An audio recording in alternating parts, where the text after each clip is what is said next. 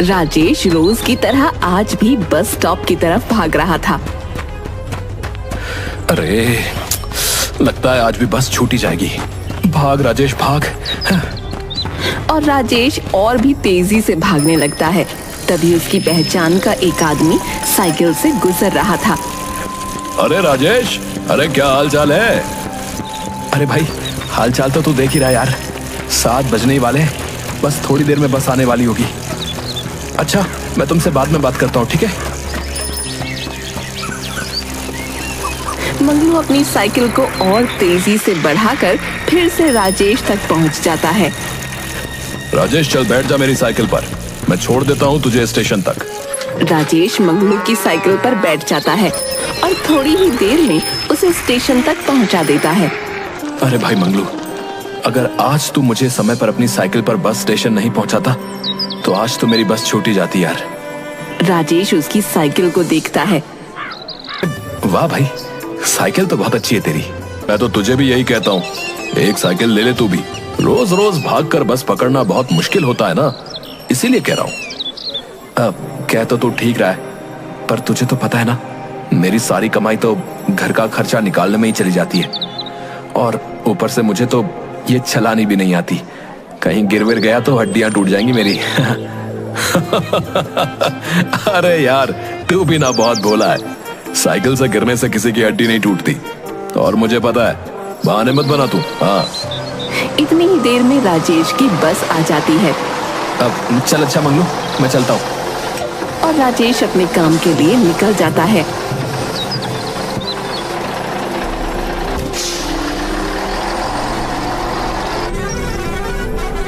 वैसे मंगलू कह तो ठीक रहा था, अगर मैं भी साइकिल ले लूं तो रोज रोज इस बस का इंतजार नहीं करना पड़ेगा और इस बस के लिए भागना भी नहीं पड़ेगा। और फिर अगर बापू को दवाखाने ले जाना पड़े तब भी आसानी ही होगी। पर अब इतने पैसे कहां से लाऊं? अगले दिन फिर से राजेश बस पकड़ने के लिए चलता है और आज फिर उसे मंगलू मिल जाता है। अरे राजेश, अरे चल आजा भाई, मैं तुझे अपनी साइकिल से छोड़ देता हूँ।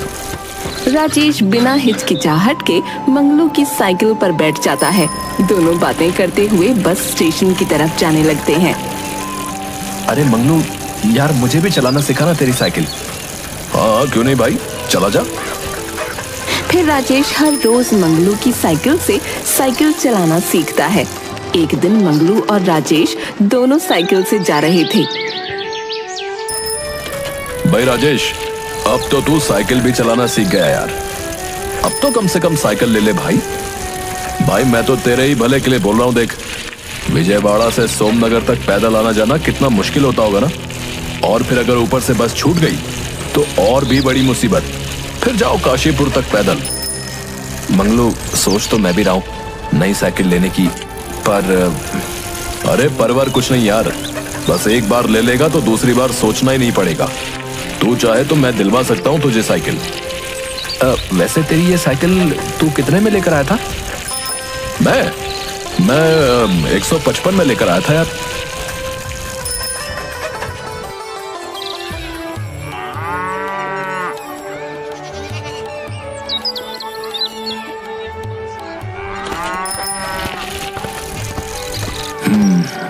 मंगलू की साइकिल 155 रुपए की थी और अभी मेरे पास 70 रुपए। कपड़े और मेरी जरूरत का सामान बाद में खरीद लूंगा, तो इस हिसाब से मुझे 85 रुपए और जमा करने होंगे। इस महीने की तनख्वाह में तो घर का सारा सामान लाना है और अगले महीने बापू को फिर से डॉक्टर को दिखाना है, तो 2 महीने तो साइकिल आ ही नहीं पाएगी। और उसके बाद 75 रुपए जमा करने में मुझे कम से कम 1-2 महीने तो लग ही जाएंगे। और हाँ, अब से मैं अपने ऊपर एक आना भी खर्च नहीं करूंगा, चाहे कुछ भी हो जाए।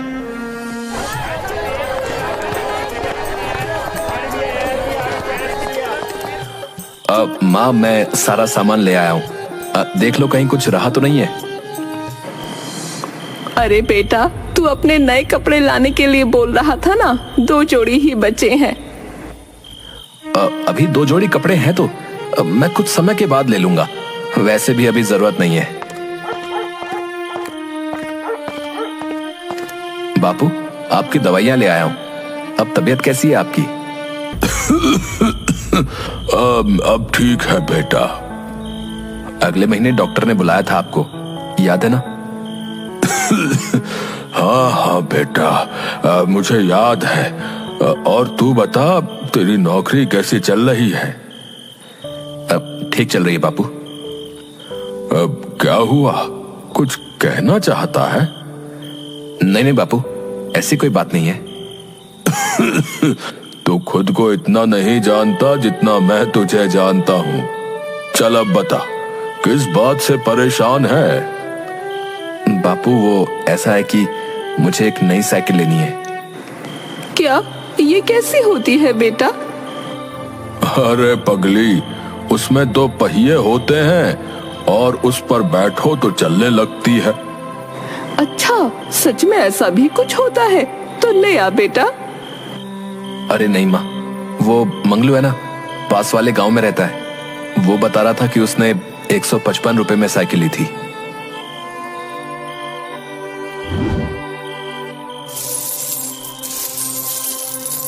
ये ले, इससे तेरी थोड़ी मदद हो जाएगी। अब नहीं माँ, मैं तुम्हारे कंगन नहीं ले सकता। जेवर के नाम पर बस यही तो है तुम्हारे पास। इन्हें तुम अपने पास रख लो और तुम देखना, मैं अपनी मेहनत से जल्द ही साइकिल लेकर आऊंगा और फिर बापू को भी दवा खाने ले जाने में दिक्कत नहीं होगी। और तुम देखना, मैं तुम्हें भी अपनी साइकिल पर बैठाकर पूरे विजयवाड़ा में घुमाऊंगा। कुछ दिनों तक ऐसे ही चलता रहता है। एक दिन 120, 130, 135 और ये रहे 140। अरे 10 फिर कम पड़ गए। तुझे और भी ज्यादा मेहनत करनी पड़ेगी। थोड़ी देर बाद चपरासी राजेश के लिए खाना लेकर आता है। भाई रामलाल, ये खाना ले जाओ। क्यों साहब, क्या हुआ? वो क्या है ना, आज मुझे भूख नहीं है और अब से तुम मेरे लिए खाना मत लेकर आना। ठीक है साहब। एक समय नहीं खाऊंगा तो थोड़े पैसे तो बचेंगे। थोड़े ही दिन में बाकी के पैसे भी इकट्ठे करने और फिर लाऊंगा मैं अपनी साइकिल। कल जाकर मंगलू से बात करता हूँ और एक अच्छी सी साइकिल दिखाऊंगा। सुबह सुबह राजेश हर रोज की तरह नौकरी के लिए निकल जाता है। रात को आते समय राजेश मंगलू के घर रुक जाता है। अरे बहुत दिन हो गया दोस्त, तू तो मानो यार ईद का चांद ही हो गया, दिखाई नहीं। अरे भाई, वो काम थोड़ा ज्यादा बढ़ गया था, इसलिए सुबह जल्दी जाना होता था और रात को भी थोड़ी देर हो जाती थी। अच्छा सुन, तूने जो साइकिल के बारे में कहा था, तो चलेगा मेरे साथ साइकिल खरीदने? अरे नेकी और पूछ पूछ, कब लेनी है तुझे साइकिल? अभी थोड़े पैसे और जमा कर लो, फिर चलेंगे। बस 1-2 हफ्ता और। अच्छा ठीक है, अगर कुछ जरूरत पड़े तो मुझे बता देना। राजेश और पैसे जमा करने के लिए और भी ज्यादा मेहनत करने लगता है। 1 हफ्ते बाद राजेश फिर से मंगलू के यहाँ पहुँच जाता है। अरे मंगलू, अरे चल जल्दी निकल बाहर। अरे क्या हुआ भाई, आज इतनी सुबह सुबह कैसे याद किया यार? और इतना चाय क्यों रहा है? अरे वो मैंने तुझे कहा था ना कि अगले हफ्ते नई साइकिल लेने चलेंगे, तो चल हो जा तैयार। आज मैंने दफ्तर से छुट्टी ले रखी है। अच्छा ठीक है, मैं नहा धोकर चलता हूँ तेरे साथ। फिर थोड़ी देर में मंगलू और राजेश दोनों शहर साइकिल लेने के लिए पहुंच जाते हैं। अरे दादा, एक अच्छी सी साइकिल लेनी है। अरे आइए आइए, ये देखिए हमारी दुकान की साइकिल। आपको कौन सी चाहिए? अरे दादा, वो सब तो ठीक है, पर आप तो सिर्फ मुझे इतना बताओ कि साइकिल पड़ेगी कितने में? आपके लिए मात्र 180 रुपए में। क्या 180 में? अरे पर भाई, ये मंगलू थोड़े दिन पहले 155 में साइकिल लेकर गया था और अब 180 में इतनी महंगी? अरे भैया, तो महंगाई भी तो कितनी बढ़ गई है। अरे भैया, थोड़ी तो कम करो। नहीं नहीं दादा, कम तो नहीं हो सकती। अगर हम ऐसे ही दाम कम करते रहेंगे तो घर कैसे चलाएंगे? अच्छा आप बताओ, आपके पास कितने हैं?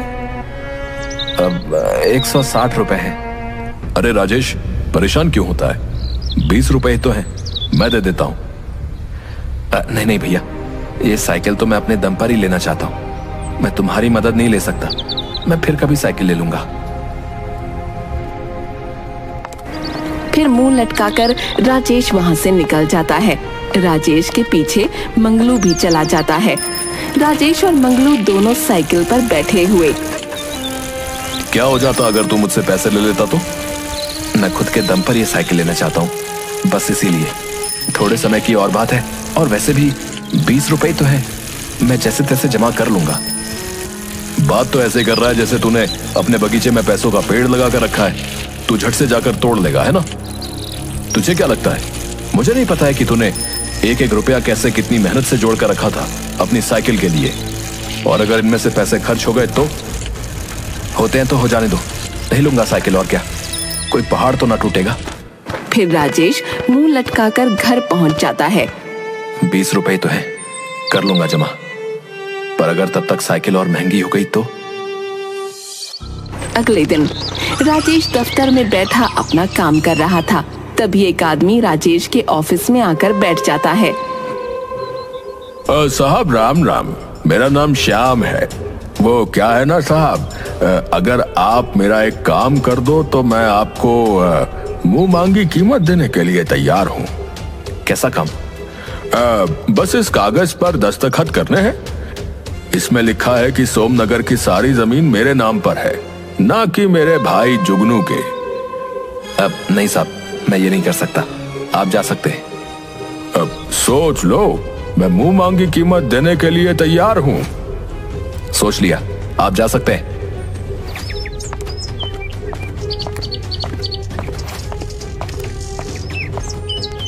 थोड़ी देर बाद राजेश का बॉस श्रीकांत राजेश के ऑफिस में आता है। सर, आपको आने की क्या जरूरत थी? अगर कोई काम था तो मुझे बुला लिया होता। नहीं नहीं राजेश, मैं तुम्हारे काम से बहुत खुश हूं। आज तुम्हारे ऑफिस में एक आदमी आया था। हाँ सर, वो मैंने ही भेजा था। और मैं ये जानकर बहुत खुश हूं कि तुम जैसा ईमानदार आदमी मेरे ऑफिस में काम कर रहा है। तुम्हारे काम और ईमानदारी से खुश होकर मैंने तुम्हारी तरक्की के बारे में सोचा है, और अब से तुम्हारा वेतन भी बढ़ा दिया जाएगा।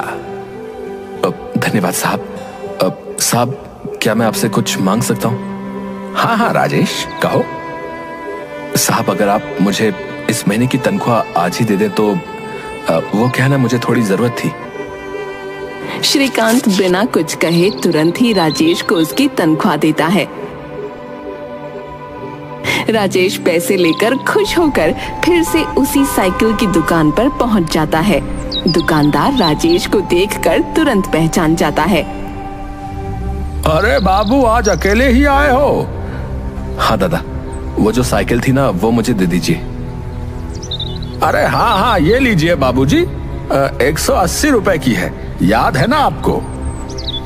याद है मुझे। ये लो तुम्हारे 180 रुपए। और राजेश खुशी से झूमते हुए साइकिल पर बैठकर अपने गांव की तरफ बढ़ने लगता है। राजेश खुशी से कभी साइकिल की घंटी बजाता तो कभी कुछ गुनगुनाने लगता और साइकिल को बहुत तेजी से चलाने लगता है। राजेश जैसे ही साइकिल की घंटी बजाते हुए अपने गांव में पहुंचता है, कुछ कुत्ते राजेश की साइकिल को देखकर भौंकने लगते हैं। अरे बाप रे, इतने सारे कुत्ते! गांव के सभी लोग साइकिल को देखकर बहुत हैरान होते हैं। अरे ओ मुरारी, अरे जरा देख तो, ये बलवंत का छोरा क्या तूफान लेके आया है भाई। अरे जल्दी निकल घर से बाहर भैया। गांव में एक बैलगाड़ी हाँकता हुआ आदमी निकल रहा था। राजेश उसके पास से बहुत तेजी से साइकिल लेकर निकलता है। अरे ई का था। राजेश साइकिल चलाता हुआ अपने घर पहुंच जाता है और घर के सामने आपने अपनी पहली साइकिल कब ली थी, ये हमें कमेंट करके ज़रूर बताएं और हमारे वीडियो पे एक प्यारा सा कमेंट करके उसे सब्सक्राइब करें। Thank you.